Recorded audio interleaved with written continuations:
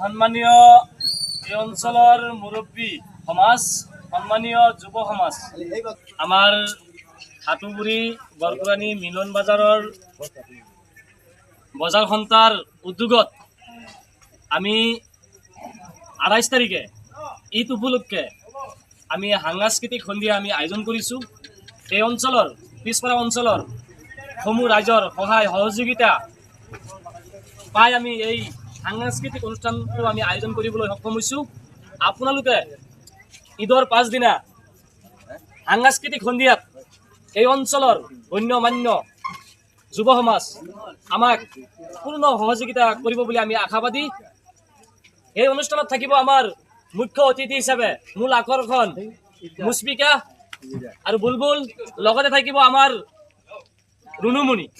এই তিনিজন গায়ক গায়ত্ৰী আমাৰ ইয়াত গান পৰিৱেশন কৰিব। আপোনালোকৰ মনোৰঞ্জনৰ কাৰণে আমি মাত্ৰ ২ ঘণ্টাৰ কাৰণে আমি এই অনুষ্ঠানখন আমি আয়োজন কৰিছোঁ। আপোনালোকে সহায় কৰিব, আহিব, বিনা মূল্যত আপোনালোকে চাব পাৰিব। ইয়াত কোনো পইচা লোৱা নহ'ব।